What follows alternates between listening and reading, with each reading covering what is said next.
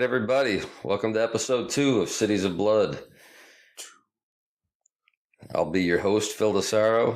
And I'm Alexis Darevko. Hoorah. Give him a little Marine Corps shout out. And today we're talking about more murder. There's no lack of it these days, especially nationwide, it seems. Fuck. I was thinking, yeah. The McDonald's dad shooter? When was it? Oh, God. What did I miss? I want to. I just know I saw the blurb, but a dad eating with his son. Somebody. Oh, that one. McDonald's. Yeah. And the dad was carrying a gun or was kind of concealed weapons permit. Papa came in and took care of business. Yeah. So, I mean, that's sort of a good killing. If there is such a thing, yeah, you know what I mean? Well, it's a story that everybody can get behind and people like to hear. It's definitely not a complete downer. Right, it's not. Even though, the bad guy, a stupid mistake cost him his life. Yep. There's been a lot worse stories this week. I guess we could start with a positive one, if you want to call it that. Yeah, well, I guess that the least deadly one would be the pipe bombings, right? Yes. And this kind of reminds me of the Unabomber, because again they sent one to this nut job sent one to Kamala Harris here in Sacramento, yes, local, yeah. And so I don't know if it's was there a final count on who he all sent them to? Like I know President Obama and the Clintons. And I want to say 13. Camille Harris. And like there was a few actors I know too that got them. Yeah, Robert De Niro got one. Everybody heard about that one. Yeah, Tom Hanks was one. I didn't hear about that, but I want to say, or maybe. I'm impressed that a guy who lives in a van is able to obtain everybody's address like this. Like, I had a friend who like that at a job one time, and he was a bit of a nut, and he calls me over to his desk one time, and he dials up this number, and I hear like, "This is the office of Hillary Clinton," something like that. Yeah. Like he had her phone number, and and then he just hangs up. I'm like, "Why the hell did you do that?" I was just. It wasn't that I was pissed off or anything, but I just a little weird. Just what the fuck? And he's just like, "Oh, I'm calling her, leaving messages and this and that shit." I'm like, "Oh, okay, all right. Now I know where this this guy is." And I think you go with this bomber guy, and honestly, I don't even know what his name is, but it's frankly, I don't care. It's I guess it's good that none of them exploded or. Well, yeah. Killed anyone. They said they were real pipe bombs, though, so it makes me wonder why they didn't explode. I haven't heard the details on these devices and why they were so ineffective. Because if it was just him trying to scare somebody, and how did they get through the Postal Service without anyone really noticing? I know, like this kind of heavy. Or I don't know. Don't they have X-ray machines? I think we give too much credit, and we watch a lot of TV. We think, oh yeah, it's automatically. Get smart. I know a little bit about mail service. Well, I mean, granted, it might be international, but still, everything goes through X-ray machines. Do you guys X-ray everything? You do? Everything. Have you ever operated the X-ray machine? No, but I have seen it when they have found stuff and been like, granted, it was drugs and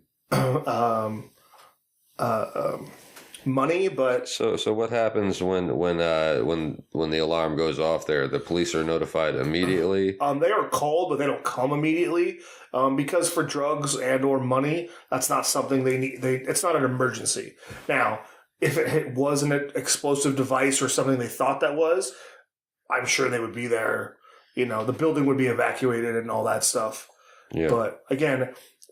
He said these to many, many different people in different cities. So I'm still kind of wondering, like, how he got them.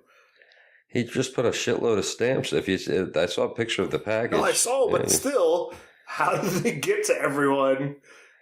Well, through the mail service. Yeah, right. I mean, like, it wasn't like he drove to Chicago, or I don't even know where the Obamas was, but I know they're from Chicago. Like, he wasn't like he drove to Chicago, then drove to New York, then drove to... No, he mailed them all out of Florida. Yeah. So, which is why he got that. He was no Ted Kaczynski. As far as that goes, it makes you wonder. Did he really mean for these things to go off? Was it a false threat? If it was a false threat, don't you think you would do something just like send M&Ms to the guy? Like fill the pipe full of M&Ms and send it to him. Right. It's still a threat and it's still terrifying. Right. But it was never meant. But to actually wire one up that could have gone off. Now we're talking about Yeah, and I think too is I think something we talked a little bit in the last one was the mental aspect of somebody who would actually do that. Yeah, he's not right in it. Well, he was a bit of a nut. I think everything I already said, he was a bit of a bully. Yeah. And his name is Caesar Sayoc. That's what it was. Yeah. Now, I don't want to offend anybody, but I don't think he's Caucasian. He's. I want to go out on a limb. I'm not sure what Sayoc is as far as the last name, but he doesn't exactly look.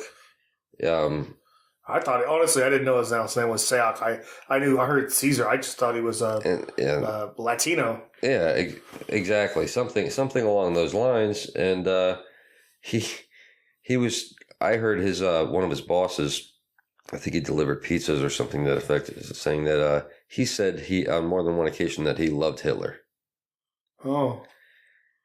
Now, that's kind of like the dog loving somebody who would kick it. Yeah. It's like, how does somebody, Hitler, the whole Aryan race thing, white purity, it's pretty obvious what their ideals are. And for somebody who's, you would think that Caesar Sayoc would be considering Cesar Chavez a hero, not Adolf Hitler. Yeah, right.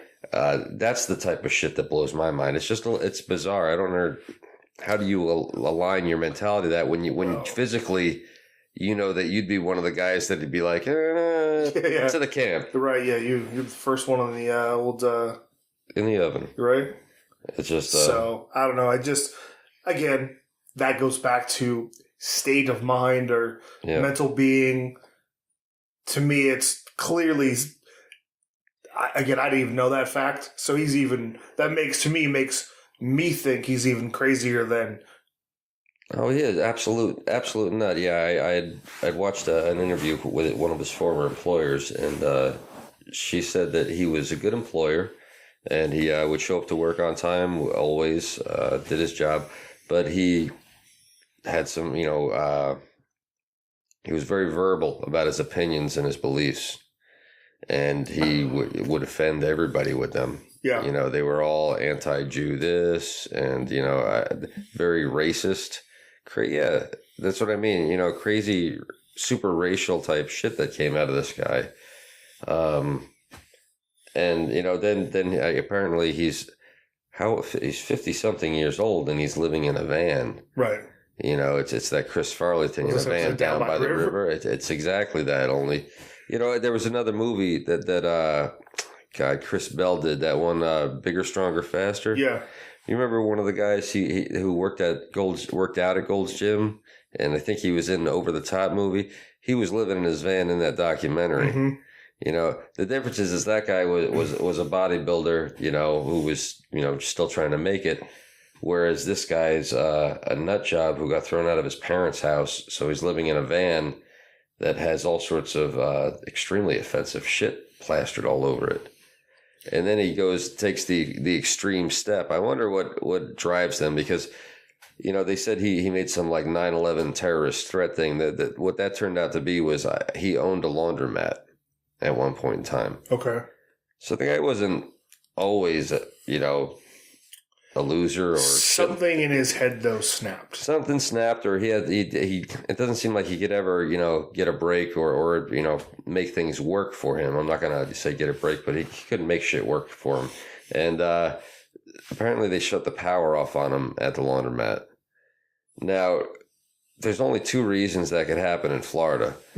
One, it could be brownouts. Because I live down there, and it's crazy. They have heat lightning all the time, and you lose your power on a daily basis, or at least that's the way it used to be. The grid was terrible. It could have been something as simple as that, but it also could have been him not paying the bill. either way, he called up, from the laundromat, and he's on the phone, and he's like screaming at them about turning it on, and then he's going as far as crying, please put it on, please it on, and then when they're still not going to put it on, he makes the threat that what if I came down there and blew you guys up? It would be bigger than 9/11 or something to that effect. And so they contacted the police, and rightfully so, and Right.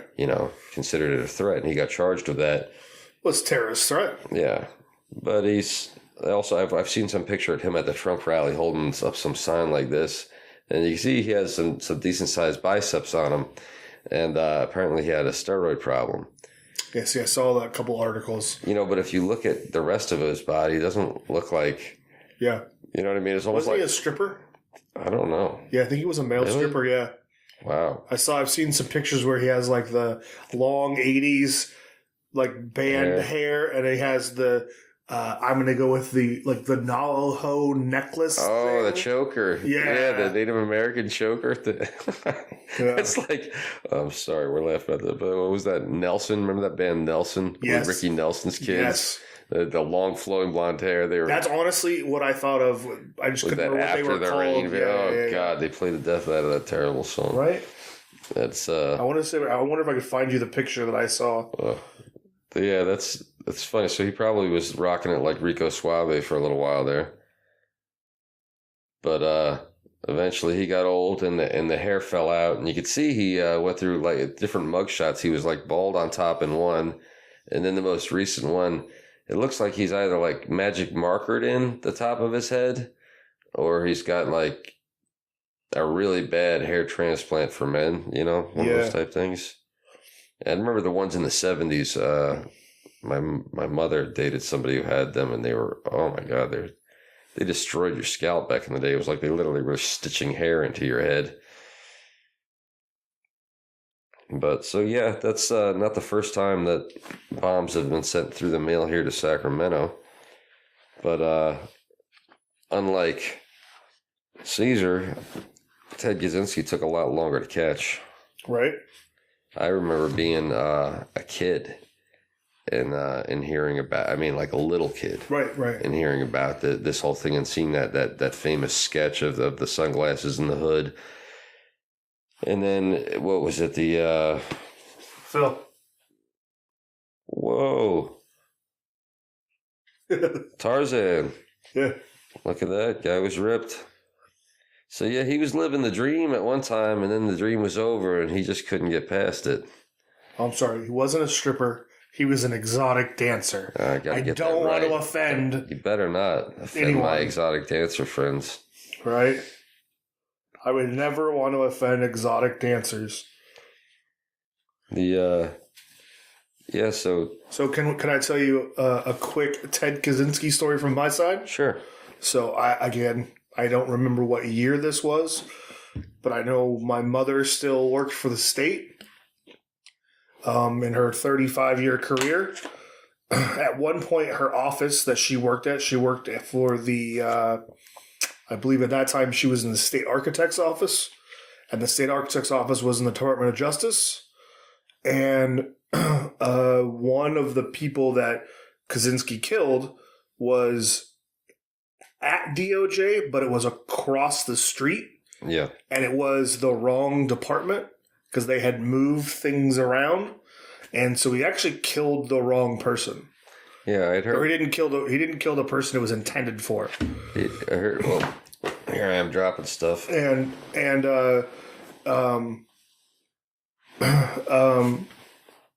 my mom has said in past that again time frame wise of when it went off, 15 minutes either way, or probably 15 minutes earlier or 15 minutes sooner, I can't remember, or later or sooner, people were either had just left or would be coming back to when that bomb went off.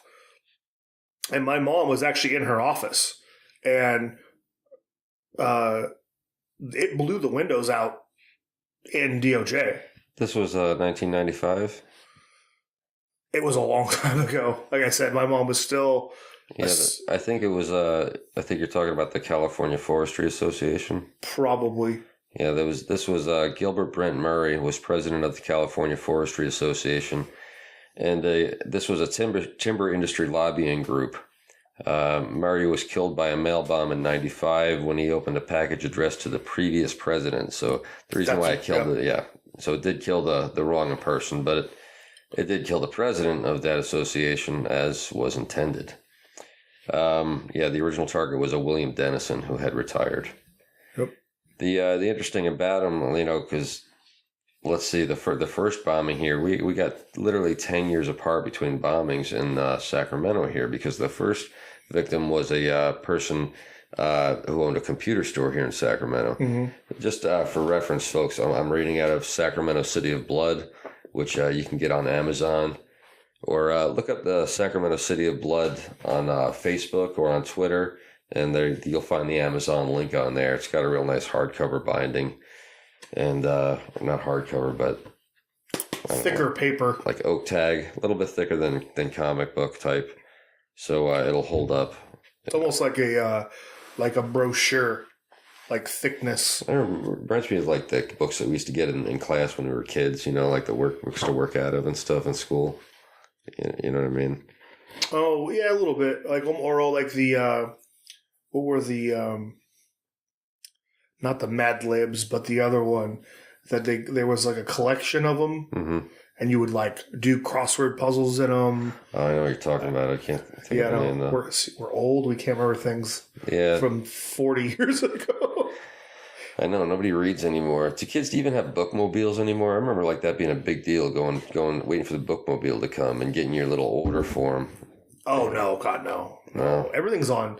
Like I know my brother has 4 kids. Yeah. From they're like 10 to 18, and all I think for at least since the 10-year-old's been in school, they've all had tablets.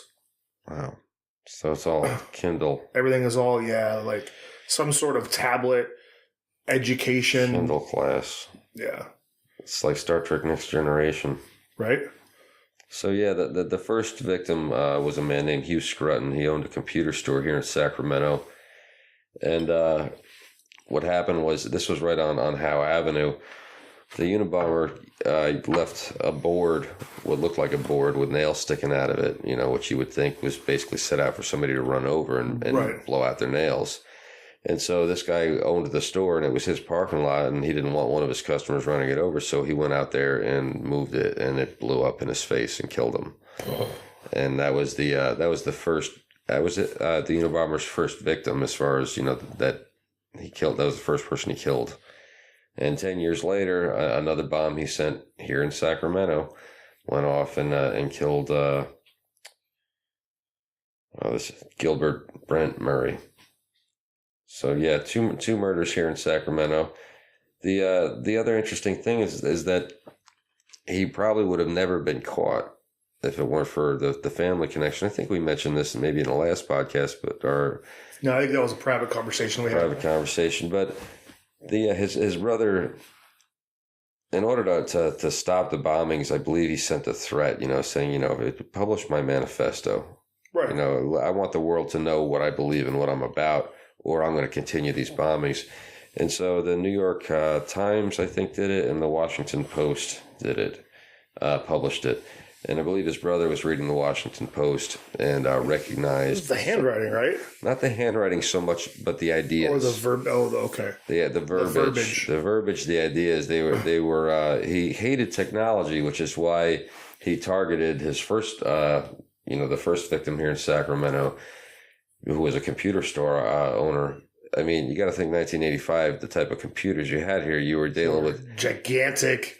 I mean, IBM. Well, you had the Mac, right? The Mac would have just come out in 84, 85, and you still had a lot of Apple IICs around. Right. That type of thing. And then, like you said, the IBMs were 86s right. type thing. So, and I remember the computer part being 2.5 feet tall and 9 inches thick. Yeah, the tower, wide and weighed 65 pounds. Yeah, so in this time, which most kids today would laugh at, consider it the digital dark ages. Um, he was afraid, like he saw the future. He was afraid that technology was ruining mankind. Mm-hmm. And this is insane. Nobody had a cell phone in 1985. In 95, very few people. Right. So I mean, during his reign, it wasn't like everybody was stuck to their screens like they are now. It wasn't like that It was at all. almost like he had a foreshadowing that it was going to come. Yeah, I mean, it's like he had something against light bulbs or some shit because he took it so extreme that he went to, he lived in this cabin that was basically a shed, folks. Yeah. This room is bigger than that shed. It is big. You could fit the cabin in here, and this is not a big house. But I meant you could fit the cabin in this room, not just the house. Yeah. It was, I think, what was it? It was 8 by 10, right? Max, I think. Or 6 by 10. Could have been 8 by 8. It was a small cabin. It was small enough to where they just put it on a flatbed truck. Yeah, they put it on a flatbed truck and drove it down here to Sacramento, and stored it over at Mather, right? Yep. Mm-hmm. Yeah, and then the thing too is I think I said this to you privately in another conversation we had was that my dad's side of the family is from like northeast Montana, and again I don't know if it's like an actual family member or like a friend of a family, but somebody knew the Kaczynskis somehow. Mm-hmm. So when he got caught, it was sort of like one of those things. The people who know them went, like, okay, like we're not surprised. Yeah, like no one thought it was him. Yeah, because he was such a recluse. Everyone just thought he was a weirdo. Yeah, not this guy who was. It's sad about him in a way because he was not a stupid person by any stretch of the imagination. I mean, by all means, wasn't he technically a genius? He was. I believe he taught at, was it Berkeley? He taught at, well, no, he taught at Berkeley, and he also, I want to say he taught at one of the big schools. Let's look that up, because I want to say... Berkeley is a big school. No, I mean one of the big East Coast schools. Yeah. Let's see. How the hell do you spell Kaczynski? Where did Ted Kaczynski teach college? Oh, I got him on Wikipedia already. According to famous biographies, Kaczynski earned his doctorate degree from the university in 1967 and then moved west to teach at the University of California, Berkeley. Well, he's educated at Michigan. So he was a honor student. I think he was incredible. Graduated at a young age too. He was. So was the Sacramento killing his last? Yeah.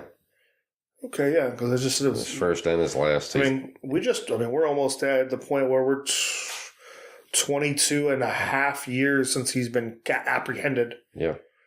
Yeah, so we were talking about the Unabomber and the fact that he stayed at the Hotel Berry. Right.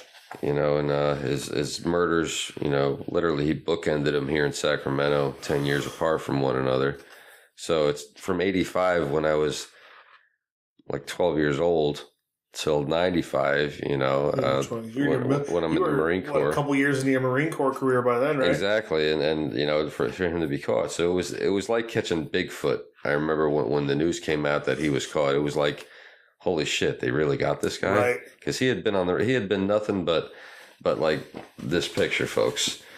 You just see the sunglasses and the little hoodie. mustache, the hoodie, and that was it. And that was all they had for years. And what's funny is when they finally caught him, and you see the pictures of him, go look at the mugshots. Yeah, he looks nothing like they made him look cool. In that picture, I remember when I was a kid, kids for Halloween would go as the Unabomber, and they'd get yelled at. I remember parents yelling at their teenager, they were the older kids. Right. But I remember them doing that dumb shit, and because it was cool. It was like, okay, throw on the Ray-Bans, throw on your hoodie, and then pencil in a mustache, and suddenly you're the Unabomber. I remember one kid going as he put on a gas mask he had, and he went as a terrorist, and they're getting pissed off. I remember my friends one year, they went as the Unabomber and DB Cooper. DB Cooper be a good one. What do you do? Just wear a suit and carry a briefcase in it, or is it a pair? No, he had a backpack and had money coming out of it. There you go. Yeah. There you go. Or not backpack, it was a backpack, but it was supposed to be a parachute. Yep. So it was like a parachute that had money coming out, like the money was coming out of his pockets and stuff like that. Yep. So so in the 70s, I think we were just talking about the Unabomber. Yeah. And how he ended his murderous career here.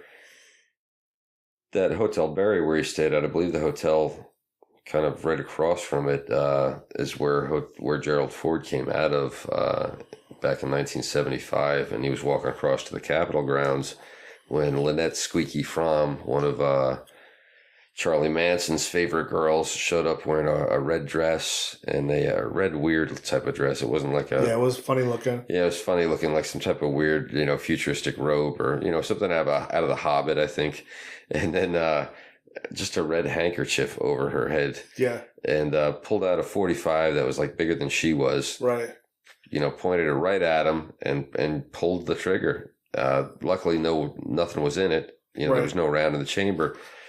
But had there been, he would have been dead, and the Secret Service were all over, of course. But she didn't see the big deal because it didn't go off. It didn't go off. It didn't go off. That's exactly what she was saying. It didn't go off. I've seen the footage, and it's she did confess later on to purposefully taking the round out of the chamber and leaving it at her apartment, and they found that round at the on the floor of her apartment here in Sacramento. We call that reverse Russian roulette. Yeah, weird kind of logic, but I think what it meant was she really didn't want to kill anybody. She was in her screwed up head. She was making some type of statement. It was sort of I don't want to say like not a hippie, but like it was an environment. She claimed that was She claimed that she was doing it for the environment. What's interesting though is that this happened in 1975. Okay, on September 5th, 1975 is exactly when this happened. So by then, Manson had already been sentenced to death, and then the California death penalty overturned, and his sentence commuted to life by 75. Right. So, I mean, he had been in jail for a couple of years by then, and there was no sign of him ever getting out, and he still had followers. And he still had him, I think I saw him on the Jerry Springer show. Oh, he had him when he died. I think he still does. Just, weird folks that would follow a guy like this, right? But she was one of the devoted ones, and I don't know if she did it for him or under his, whether he actually told her to go do this or not. But she did it. She went through with it, and of course they prosecuted her under a 1965 law that made attempting to kill a president a federal crime, punishable by a maximum sentence of life in prison. And she apparently was. They said she was filled with hate when she was in the courtroom, and what just happened here? Yeah, U.S. attorney recommended severe punishment because she was full of hate and violence. Squeaky threw an apple at him, hitting him in the face and knocking off his glasses.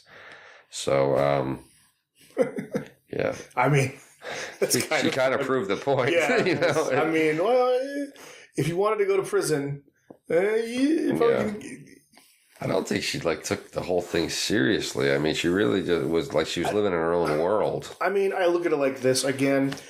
Go back to mental state. Yeah. If you can let somebody convince you. Yeah. To do whether she was part of the Tate murders or not, and kind of assassinate the president, there's something fucking wrong with you. Yeah. And past the Tate murders. I mean, the Tate LaBianca murders, those alone, right.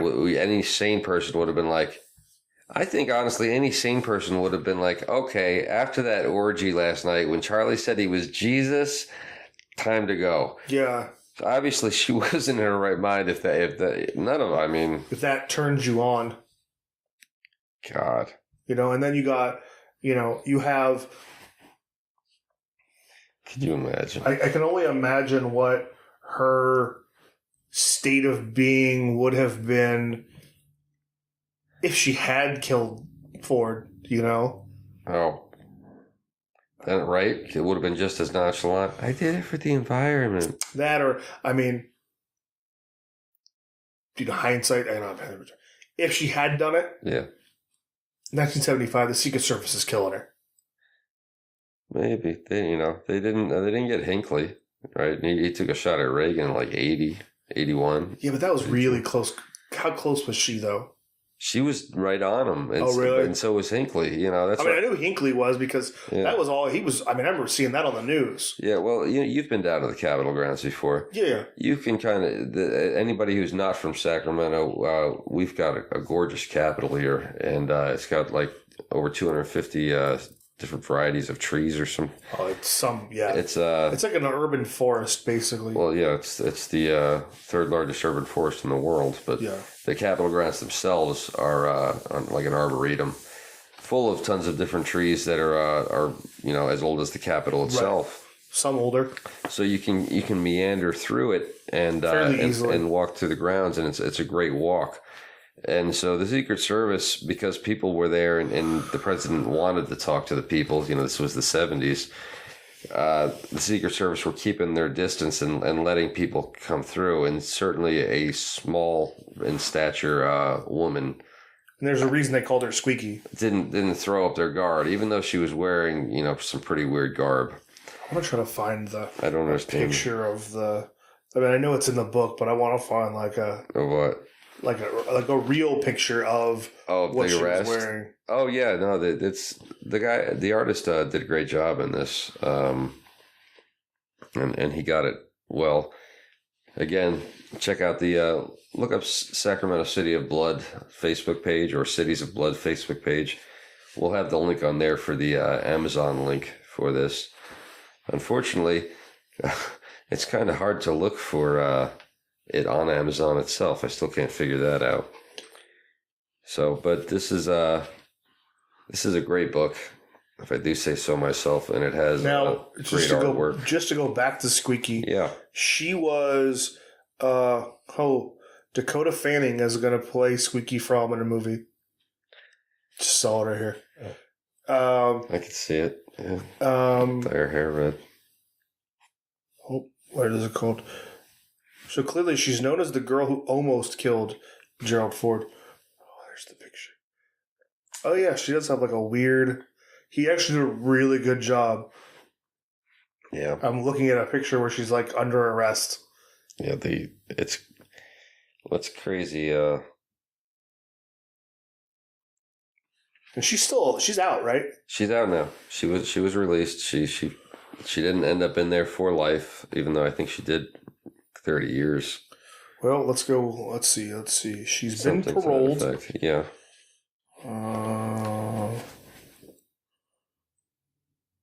But yeah, so it was, she could have killed him. What's crazy though is most of the if any millennials are listening to this at all, you probably have no idea who Jerry Ford is.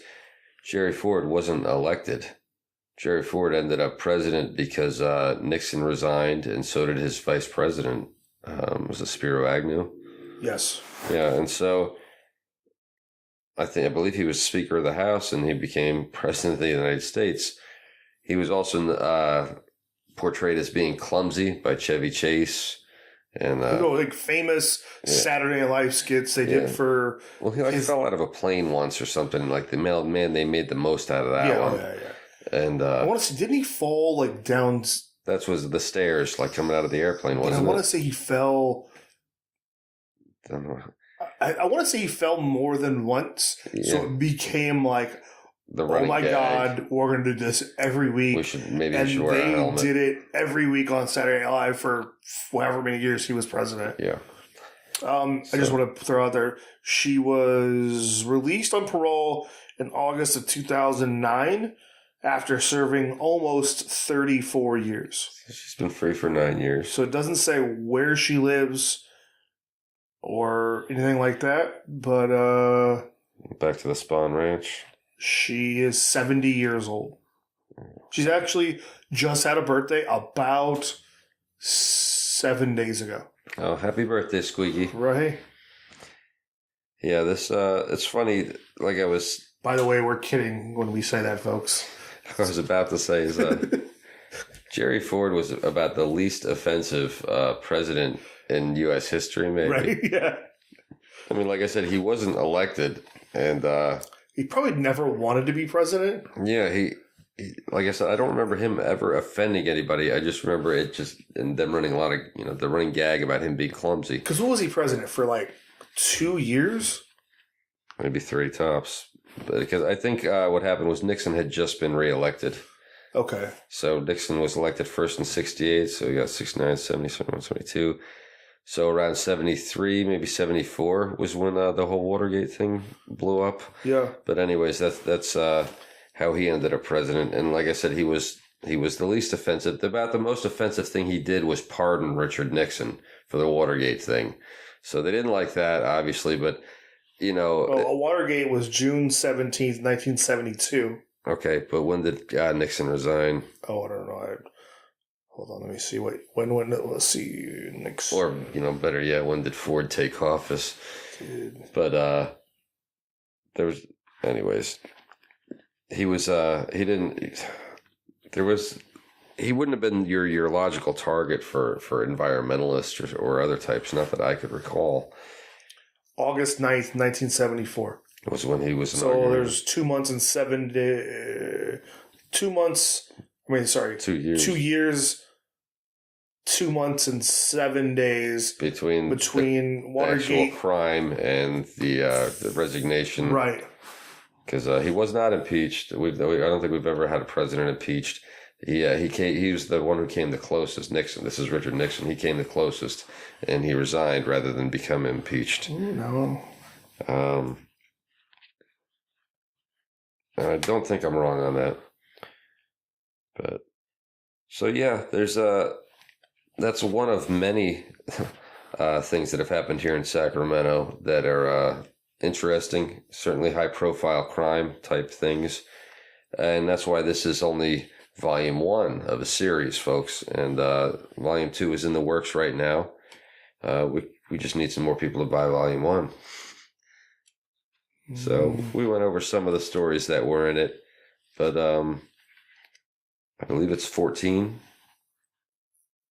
stories in an intro, I think. Yeah, there's 14 stories in here, plus the introduction. I do think we've missed one, though. Yeah. We did not speak about Eric Royce Leonard yet. Yep, the last guy. Who is... the pizza thrill killer. Right. This one kind of... And is still alive, as you were talking about earlier. He's still on death row. Still on death row. There's no chance of him getting off of that. That's the thing is, what Sacramento or California got rid of death row after they, got rid of the death sentence or the death penalty once after Manson got it. And so that's why him and everybody else who had been given death sentences at that time had their sentences automatically commuted to life. Right. But then it wasn't 3 or 4 years later that people of California voted again to bring the death penalty back. And so anybody who had already had their sentences commuted, that's it. They were life. But anybody after that, like this guy, or anybody now who decides to do something this heinous, you're going to be put on death row. And eventually killed, but it takes a long time because this guy's been sitting there since the 90s, right? Right. And I think 96, yeah. So he's still awaiting execution from 1996. That's what, 22 years ago? Yes. Yeah. 22 years. And who knows the way California is? God, when was the last time California... That's a good question. When was the last time California actually executed somebody? This is not like Texas. Presidents who have been impeached are Johnson and Clinton, but they were not removed from office. They actually impeached Clinton? That's what it says. It says impeached presidents Andrew Johnson and Bill Clinton are the only ones that are coming up. Wow. I didn't realize. Only 2 presidents have ever been impeached. I didn't realize that. I guess those trials were impeachment hearings. Nixon was not impeached. No, he resigned before it. So that was when Clinton had to get on the stand and admit to having... He did not have sexual relations with that woman. No, until they found... No, listen, I did not have sexual relations with Miss Lewinsky. Until she Gave up the blue dress. The blue dress. You know. And too bad for Bill, the OJ trial was a few years before, and DNA was popular. Yep. Yeah. That's something we're going to talk about, I think, on a future episode. DNA? No. The OJ trial. Oh, my goodness. Yeah, talk about infamy. That's So I'm calling next episode 3. I'm pitching for the OJ trial. The OJ trial? We're talking to the OJ trial. Maybe, how about the OJ thing just in general? From the murders to the acquittal. It's fascinating that to his recent jail term, to his release. There's that multi-part documentary on it that I've watched that's got some great footage from the time period. And I think I said this in the last episode, and I hate referring back to it. But did you watch the mini series they did with what's his Cuba name? Gooding Jr.? Yeah, that was good. And Travolta was Kardashian. Yep. Honestly, I know some of that stuff is fictionalized, but that's the way I imagined O.J. Simpson and Robert Shapiro and Bob Kardashian and all those guys. I thought it was interesting how they tried to create a relationship between Marcia Clark and was it Christopher Darden? They had one. Did they? Oh yeah, that was a real life thing. Yeah, I just remember when she got the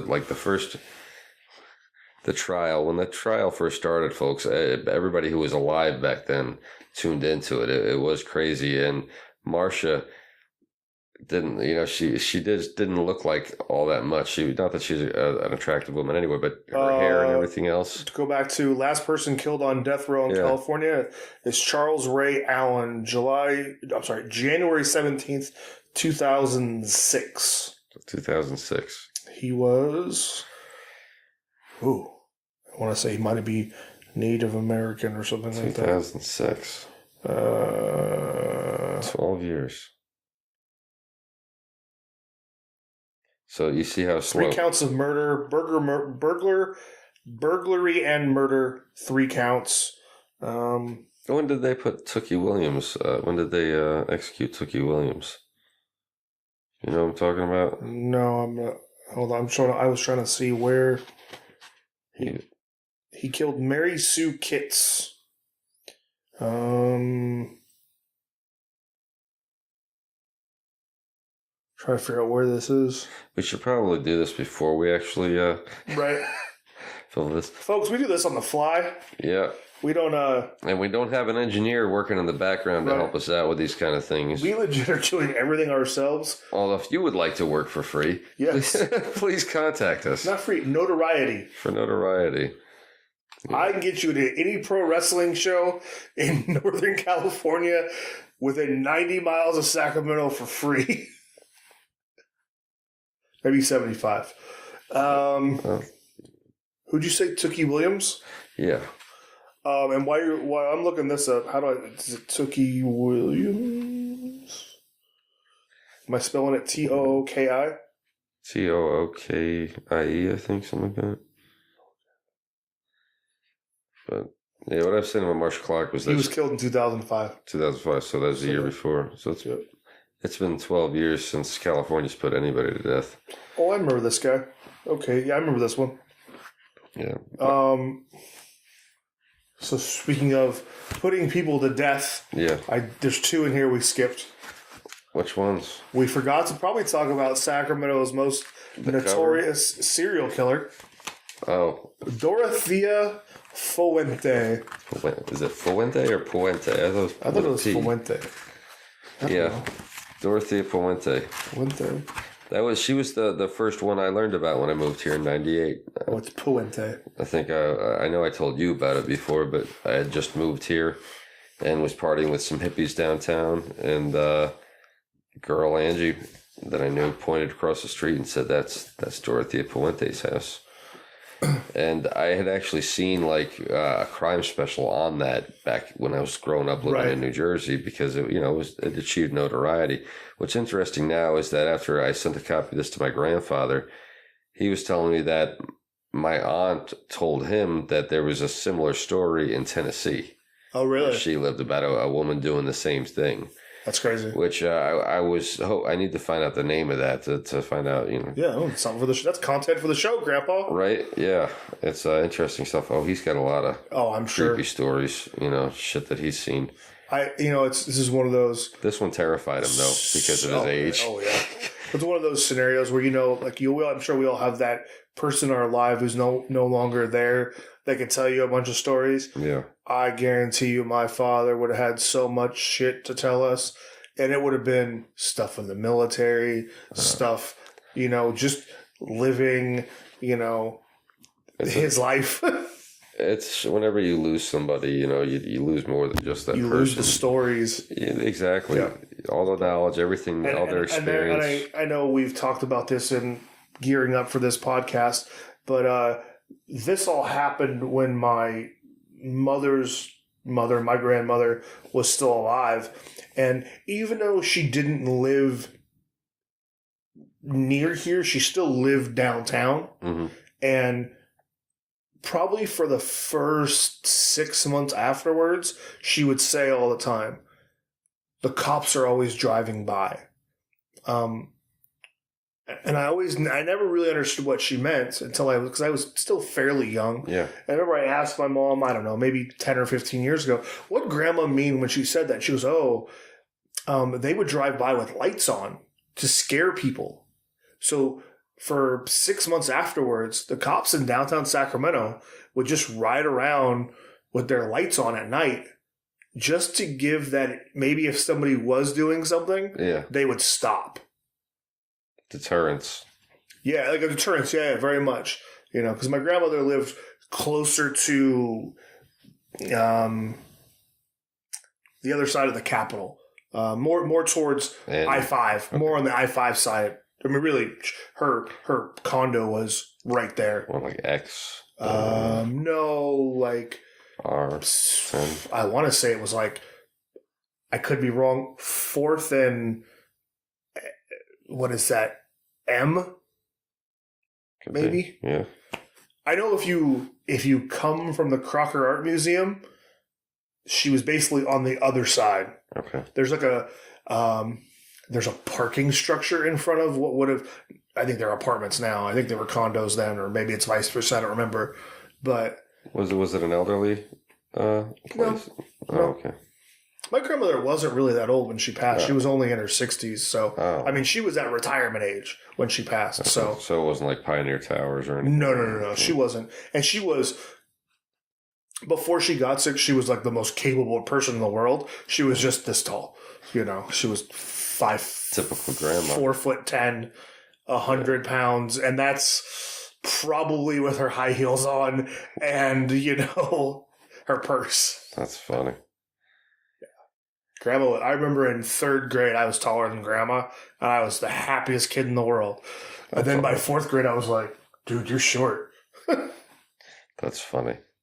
Yeah, it's my grandfather chick, he was he always said he was 5'3", but I think he was squeezing an inch in there. And his sisters were shorter than he was. Oh, yeah. So when he took me up to the Bronx to meet his sisters and all that, it was the same thing. Little tiny people. Bunch of little Italian grandmas, whisking you into the kitchen table and then bringing you, they always had food going. Oh, it was like. But that's old school Italian right there. Oh yeah.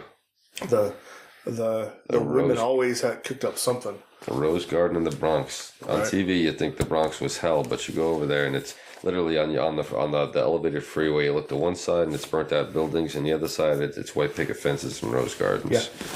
So weird, but yeah. So Dorothea, she took advantage of the elderly, and she would dress a lot older than she was. Right. She didn't need to have her hair white. She tried to appear like she was in her 70s when actually she was in her 50s. Right. And through that she gained trust. I've heard from a friend that she used to go into nursing homes that she didn't work in, just with a nursing uniform on, and just go to room and steal people's shit. Just walk right in there like she worked there, and old people in there take their jewelry, take whatever. Oh, are you okay, hon? Just, pocket all, and just make our way through the whole place, and then walk out and disappear. She was go pawn it. She always victimized the old. She was a real vulture that way. And a little side note, her favorite watering hole, which is now Sandra D's. Was before it was Sandra D's was a spot she would drink at. Yeah, I imagine she probably cashed a few checks there. Oh, I'm sure. We're back, and we were talking about Dorothea Puente and her local watering hole, which is now a soul food restaurant, and was on Gordon Ramsay's Kitchen Nightmares recently. Yes, and she absolutely refuses to. She took the makeover. Yeah. But won't use his menu. You don't use the menu. I think he tried to get rid of all the desserts and just put banana pudding on, which cracks me up because, I mean, she was the only place in town where you could get red velvet cake. Yeah, and she also, I don't know. Again, I think I always kind of go back to TV stuff. Yeah. Watching that and knowing that it was 6 months before they even aired it. Yeah. So the menu had really never even taken place, even though they aired the episode. Yeah. She comes off as an utter cunt in that video. That's what I've heard. Yeah, like I know people who used to go there. Yeah. And now have said after watching the show they won't go back. You know, a lot of people come off really bad on his show. I'm not a huge fan. I mean, when I first moved here in '98, Sandra D's tri-tip was good. And over the years, it seems like everything there has gotten drier and drier and drier. And so I'm not really, there's nothing there I would really go for. Elsa likes their chicken. Like, they only do their fried chicken on certain days. Yeah. And so she dragged me out there because it's on a special day. And I don't think I've had a drier chicken in my freaking life. Really? It's supposed to be fried chicken. You would think it'd be juicy, full of grease. No. I've never eaten there. It's not my type of fried chicken. I'd rather have the kernel. Yeah. Oh, God. Oh, God. Please send all complaints to PHILD apostrophe. It's just my opinion. You know, go wherever you want to eat. I just, I don't know. It's not one of my favorite places anymore. But, so do we ever figure out how many people Dorothea killed? I didn't put it in the book here because it's a long list. Well, it's a long list, and on top of that, the book is full spread art, right. You know, and so the more text you put in there, the less art you have, and so these are highlights. You know, they mention the parts that are pertinent to Sacramento. There's a lot more to the story, obviously, and you can get a full detailed book on it, which my friend David Kolchak writes. He's got several books on this type of stuff. One of them I just picked up recently is called California's Deadliest Women. And Dave's a great guy, and his book here is an excellent book with some stories that I hadn't heard yet about some real crazy people. And he's got some art in the book too, some drawings, very good ones, of some of these crazy women. So you say in the book that Dorothea was getting about $5,000 a month? That's what they say, you know, but I'm thinking 1985 Social Security checks weren't that high. So that would have had to have been a lot of checks. Yeah, but she had people that were dead for a long time. I'm still thinking that would have been like 10 checks at least. So that's roughly $60,000 a year. Convert that into money. That's almost $11,000 a month in today's money. Yeah. In the what is now 30 years. So I just did the conversion, Phil. Well, yeah. There would be even more. There would be even more money in it nowadays because you know how much they're getting these days for people to stay at nursing homes. Oh well, yeah. That's insane. And then anywhere downtown. Come on. So yeah, if you're so $5,000 in 1988 is $10,669.44 in 2018. Yeah. So she was. I mean, I don't know about you, but I could do for $10,000 a month. Absolutely, but I'm not. Phil makes the big bucks. Never mind. That's pennies for him. Yeah, right. I wish. Chump change. I wish. So I'm gonna see if I can find this here quick enough. But yeah, okay. So her total count reached 9 confirmed murders and 6 unconfirmed. So we're gonna go with 15. Yeah, that could be 15 people, and certainly, if she had 15 checks, that could be $5,000. Yeah, was just about $375. Yep. Around each person. So We didn't really talk about how she killed her victims. She was a poisoner. She'd invite you up to the kitchen for a cup of tea, and then after you have your drink and you feel really tired, she'll make you a nice grave in the backyard. Right. Well, technically, sometimes she'd have you dig the hole for the garden, and then she'd throw you in there. Yeah, I think she did do that with at least one of the gentlemen that she had staying there. She had homeless gentlemen, that like I said, she tried to pick people who didn't have families, people that nobody would look for, and ultimately that's what got her caught. There was a social worker, not a family member, but a social worker. Social actually cared? Actually cared about this homeless or indigent man. Basically, the guy didn't have anybody else in the world. And she cared, and she placed him there at, Dorothea's. So she went back to check. And she didn't buy the story that Dorothea tried to give her about him just taking off. But he took off somewhere to go see family. Go see family. But he didn't have family. Yeah, travel somewhere. All of it was fishy and sketchy. And so she turned the police onto her.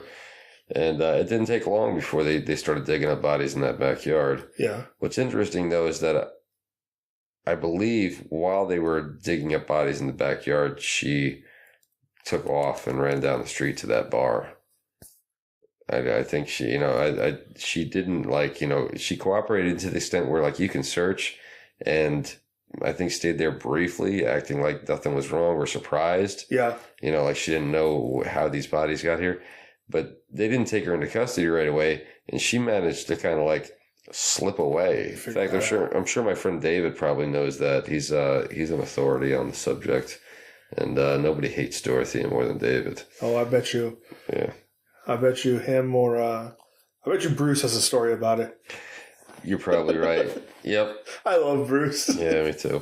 He's a great guy. We got to get Bruce on the podcast. We do. Well, I think I mentioned the Symbionese Liberation Army, the Patty Hearst murder, which I believe we discussed Emily Harris. We talked about it at the end of the episode last time. Yeah, but the one of the people that was killed in Los Angeles, one of the holdouts, the police, surrounded this house in Los Angeles and, ended up setting it on fire and everybody in there died. But one of the women in there, Bruce knows her brother, Okay.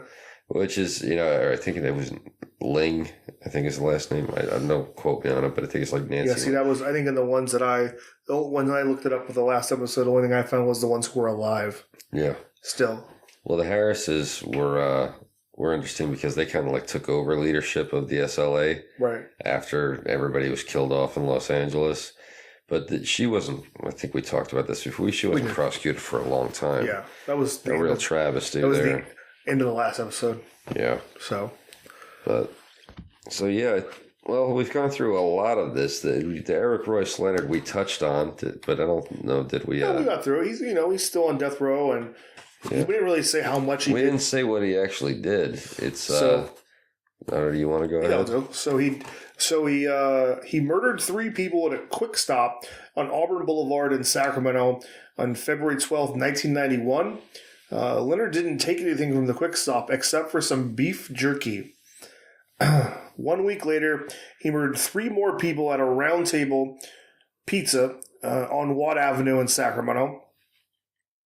Got any glasses? Local law enforcement believe Leonard murdered for the thrill of it, and he was dubbed the Pizza Thrill Killer. Leonard was sentenced to death in 1996 and is still awaiting execution. And like we said earlier, he is still alive and on death row 22 years later. Yeah. I am old enough. He could die of old age before. Like Gallagher. Didn't Gallagher died of cancer before they could execute him? Oh, yeah. Gallagher died a long time ago, too. Yeah, but I mean, it's they weren't even close to executing him. I think he was... he had more. He wasn't going to die for another 10 years, at least not on death row. And again, it's been 12 years, almost 13 years since they've executed anyone on death row in California. That's crazy. So you can live a very long time on death row.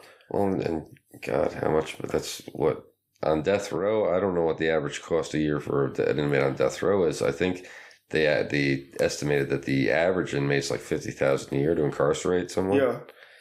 So I mean, wouldn't death row guys be cheaper? They don't get much time out of the yard. They don't, but I think maybe I don't know, maybe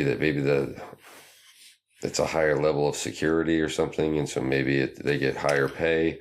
I don't know, but and then there's the actual, all the different appeals and how much money they tie up in the courts. Right. But I mean, it costs millions to keep these guys on death row. Mm-hmm. And it's not like the good old days when you just took them up to Placerville and hung them in Hangtown. Well, I mean, like the Russians, is it Korolenko? So one of these guys, they had some cannibal killer over there. As soon as they convicted him, they literally marched him from the courthouse over to this cell that had a drain in the floor and told him to turn around and just popped him in the back of the head. That was it. Russian execution. And I mean, death row in Russia. If he dies, he dies. It was efficient. Yeah. And you're not dragging it out any. No. I mean, granted, there's the guy. He's like, he doesn't know what's going to happen. He knows what's going to happen. And he should have thought about that when he was killing all those children and eating them. Right. So I really don't care how he felt. That's the other thing. Right. I don't like insanity. Another thing that pisses me off is the insanity thing. How many assholes have tried that insanity defense shit? Or it's like, oh, he doesn't know what he was doing. He wasn't right in his head. Does that change what he did? No. It's like or she? I can see it with the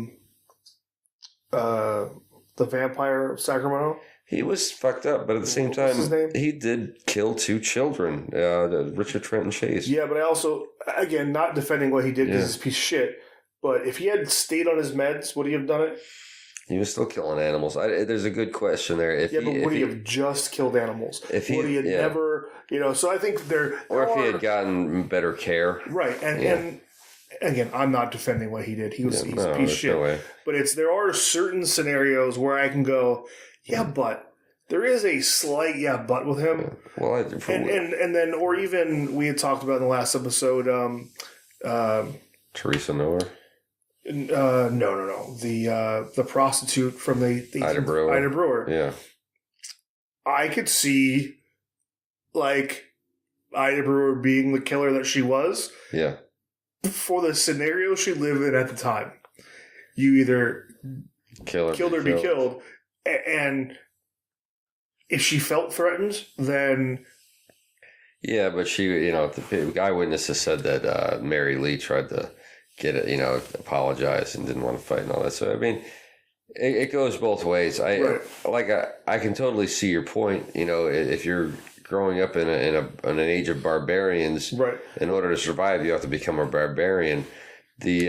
I think, I was making, there's a whole show on this whole series on called Most Evil that they like to compare what people did. And so, I think a good comparison is actually Richard Trenton Chase and Teresa Noor. Yeah. Because you have 2 things. Teresa Noor is despicable because she murdered 2 of her daughters, and more than murdered them, she's tortured them slowly, to death, literally. And then, burned one of them alive. I mean, she just... And made the other kids watch. One of the most reprehensible human beings probably ever. Right. And my gut reaction is that she's worse than Richard Trenton Chase, but I have to really, re-examine that thought process and say, am I being sexist or sexually biased for thinking that way?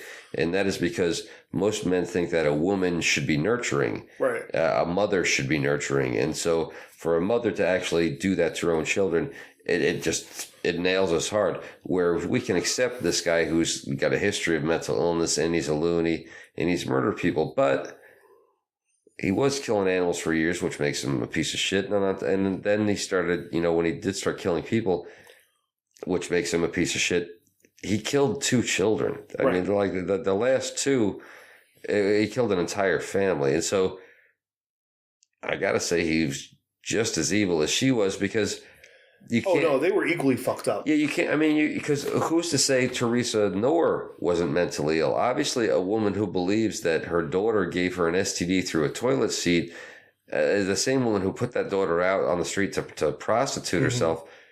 This is somebody who's not dealing in her right mind as far as like we considered a normal thought process. You know, she thought that she accused her daughter of being a witch and casting a spell on her that made her gain weight. Yeah. That should be like, okay, that's a mentally ill person. Right. So that's like something you would hear a vagrant or a homeless person say to you on the street. And is that any worse than Richard Trenton Chase saying, you know, aliens and Nazis are drying up my blood? No, because it's the same scenario. They're both nuts. It's both nuts. Unfortunately, one of them had kids of her own that she killed, and one of them went out and killed other somebody people. else's kids. Yeah. So, and I think too is when you get into the, you know, like with Eric Royce Leonard, I'm old enough to remember this. Like I'm 14 or 15 years old when this goes on, and I can remember. And we're not far from where all that happened. No, it's right up the street. Down the street, really. Auburn Boulevard's right there. Yeah, and it's one of those things where my aunt and uncle literally grew up on the other side of the freeway from here. So, or that's where their house was, and we were there all the time. I remember them being like, well, is he going to come to our house? People weren't sure. Yeah. Even though it was a very small time frame that he did this stuff. Yeah. People were terrified, and especially on the other side of the freeway. Really? You know, they were terrified. Remember how long it was? Because I didn't put, like I said, there's not a ton of detail. Not the in-depth detail. Just wondering how long it was before. I don't think so. In 91, he committed February of 91. He committed the crimes. In 96, he was sentenced. So it took them, 5 years to convict him and sentence him. How much of that was trial time, and how long did it take them to actually catch him? I'm looking that up right now. I'm gonna go with. It was 5 months, 4 months. Really? 4 months. Wow. And I So you guys had a scare for a summer, basically. Basically, yeah, from February to June. Yeah. And again, we didn't. I lived not here, but they were family, and we were very close. And actually, a little story. I don't think I've ever even told you this. My uncle used to be the county coroner. Oh wow. So. That's when I said the thing, I think in the last episode. Is he still alive? No. He's been gone for many years. That's the thing I had said to you, I think, when we were talking about the necrophilia, was I had seen a bit around dead bodies because when we were kids, he was the uncle that took you to work to show you what happened if you drank and drove, or you didn't wear your seatbelt. That reminds me of the beginning of. I had that. When they used to share those videos in high school. Yeah. For me, I was like, I can go to the coroner's office. My uncle's the coroner. You remember the beginning of that TV show Quincy? Yeah. When they'd be drag all the students in.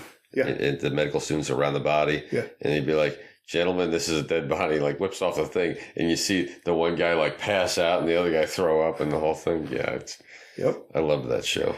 I don't think I ever passed out, but I do know a couple times I was like, oh, I don't want to. And it was, especially if it's an accident or something horrific. And I used to always say that he was cranky. Mm-hmm. It was explained to me when I was older. Was when you see that much death. Oh, God. You're going to be cranky. Well, that was, it's funny you bring that up. We're at just about an hour. Okay, I heard an alarming thing about firefighter suicide rates being extremely high. Like off the charts high. Really? And it has to do with, like you said, with all the carnage that they see. Because, like most people don't realize, is that a firefighter, 90% of what he does is never near a fire. It's all EMT work. Mm-hmm. You know, it's car accidents, it's heart attacks, it's anything that somebody's going to call an ambulance for that's not a fire. And a lot of times, you know, it's children. It's just awful things. You know, the guy was saying in this little piece I watched about, you know, showing a place where a woman had backed over her child's head. Oh, you know, and so I mean, things like that you can't unsee. And if you have to see that shit on a daily basis, that's definitely going to change who you are. I mean, to be honest with you, talking about this kind of stuff on a regular basis probably isn't the healthiest thing in the world, even though it's something that happens every day and people are fascinated with it and they want to hear about it. I just kind of backing up what you said. 2017 study, more firefighters died by suicide than any in the line of duty person in 2017. Wow. And I'm guessing they're going to consider that it's a higher suicide rate than police. Police and I would guess military and dentists. Paramedics. Dentists used to be like top of the charts. I think they still are. Are they? Because, I mean, who likes to go to the dentist? I've got one good dentist in Sacramento, and he's great. Dr. Boyd. But, and that came from the Massachusetts School of Medicine, that study. I heard something else too about like guys our age is the next high, is a real high suicide rate thing. In your 40s? Yeah, in the Midwest though is more than here. So although I heard another statistic, you know, that this area, Sacramento Valley, has twice the nation's unemployment rate, which is well. I think that probably goes back to. I think that would be more related to farmers, ranchers. Absolutely, but like the suicide the show on suicide between men, you know, our age, that type of thing. It was talking about in Montana and places like that where guys have lost their jobs, their income slowly. Well, if you lose your ranch in Montana, are you really going to be the guy who ran a ranch to then go be a horseman for some other guy? For $400 a week. Yeah, or working at McDonald's or. The only McDonald's are going to be Billings, Helena, you know, the three big towns in Montana. There's not, again, I got a lot of family there, and you work on a ranch. Yeah. And the ones who don't work on ranches live in California, Washington, Oregon, North Dakota, South Dakota. And I think these guys that I'm talking about that are the high suicide rate, one guy was saying that he was about to do it and take his own life, and then he realized his dog, and he thought he'd have to shoot his dog first, and then the dog gave him a look, and he couldn't do it, thankfully. But I have to think that the guy who sent those bombs out of Florida, and these guys that are killing themselves are all suffering ultimately from the same thing. Right. And that is, like, you know, the guy was living out of his fucking van. Yeah. It's easy to be miserable and angry when it seems like life has passed you by, or everybody else seems to be succeeding and making it or whatever, and you're not, or you're struggling, or things are just getting worse, or you're getting lower and lower on the pole. And so you're going to either, one, you know, take your own life because you're miserable and you think it's never going to get better, and I don't want it to get any worse. Right. Or you're going to lash out at the people who you think are doing it to you, and then you have, you know, bombing. So I guess the point I'm making is that I think we're going to see, unfortunately, a lot more of this shit, or because the economy doesn't seem to be getting any better. Despite, I mean, after 8 years of Obama rebuilding the economy because of 8 years of Trump, not Trump, but Bush the second, who had destroyed it, it's back and it's a little bit better, but it's nowhere near where it needs to be. And it's because we don't manufacture a damn thing anymore. And you know this, and there's so many other factors to go along with it. I don't see somebody, you know, remedying that situation. And they were saying because of automation, God, I think more than half of the jobs that we have now are going to end up being done by robots or by some type of automated device. They're about to try the first driverless cars here in California. Right. without even, I mean, they had to have a driver in it just in case the car needed it. And all he did was have a brake. Okay, so back again. Back again. After a short break. We had a pee break. So we were talking about automation and the lack of manufacturing. The fact that there's a whole, labor, period. It seems like in the future there's going to be a lot less of it. And so that the economy, the people who used to do jobs that were labor, we were talking about automating driverless cars. Right? Well, if we're going to have cars without drivers, then next thing you know, Lyft and Uber aren't going to need drivers anymore. Right. They're just going to buy a fleet of cars and tap the stickers on there and send them off, and that's it. You got Johnny Cab, like in, is that Schwarzenegger flick, right? The one where he goes to Mars. Is that Running Man? No, it wasn't Running Man. It was Johnny Cab was in Total Recall. Total Recall. So yeah, there's a woman with 3 boobs in that movie. Yeah, well, that I would like to see. Right, but I wouldn't mind that. But so then the Johnny Cab thing obviously is going to go to truckers too, right? Yep. Because that's a big expense for long haul companies, and now they can have machines. They don't have to have driver limits where you have to go off the road and sleep for 8 hours and all that type of. They can just keep those rigs running as long as there's gas and oil in them. Oh, and they're not going to have gas in them anymore. They're all going to be electric. So. And solar powered. That'd be great, but the electric and the solar power I think are a good thing. Removing people from actually driving them, I suppose eventually they could be just as safe or maybe even safer than human drivers. So I can't really be like, oh, we're always going to need a human there. I just have to ask the question. If you're taking away 99.9% of the jobs, what are we going to do with other people? What the hell is everybody going to do? Because only a certain amount of people can work at. I'm not trying to demean it, but at McDonald's or at AM, PM. Well, I'm not trying to automate those as much as possible. And they're already automating McDonald's. Like McDonald's, you walk into McDonald's now. There's the kiosk. You walk into the kiosk. Yeah. So that's what I mean. From grocery stores to whatever, they're automating as much as they possibly can. Right. So that people have to do so that these companies have to pay as few people as possible, type thing.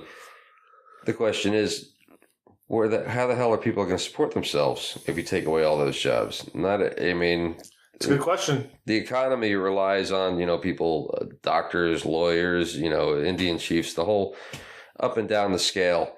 And if you're just top heavy with CEOs, executives, and doctors, right, then we're going to lose the middle class, basically. I kind of feel like we've already lost the middle class. Well, it's been on the demise for a long time, but I feel like you're either poverty is probably not the right word, but you're either poverty or you're wealthy, you're rich. Yeah. There's no really in between anymore. I feel like I've been scraping at lower middle class my entire life. Yeah. It's same, yeah. It's like my car's clean, but I live in the hood. Yeah. Right. It's unfortunately. So yeah, it's getting harder and harder for anybody and everybody to get ahead. And my company, the one I was working for recently, when they made an announcement at a big meeting, and blatantly said their goal was like 90% offshore. They didn't even hide it. And they're talking to us, the workers. If 90% is offshore, then the only thing that's onshore is the CEOs and the executives. Well, here's an idea. How about offshoring the CEOs and the damn executives? Yeah. Because that's where the bulk of the waste of salaries go to. The average CEO back in the 1950s made around 7 times what the average employee made, right? Right. Nowadays, it's over 700 times what the average employee makes. Doesn't surprise me. Well, they wonder, we can't make these companies profitable because your salaries are too goddamn high at the top. Right. Try running the shit a little bit more fairly. The guys who are actually working there 8, 9, 12 hours a goddamn day, making a business a success, give them some incentive, like the ability to make a decent living. Right. In the 1950s, a factory worker could support his entire family and himself and send his kids to college and buy a house. Yeah. On a factory job. And your wife stayed at home and didn't work. And so you wonder why It seems like it's predominantly the white male, but Cesar Soyak, or whatever the hell his name is, he's not Caucasian. No. So it's affecting everybody. And in our society, it's the men who are supposed to bring home the bacon.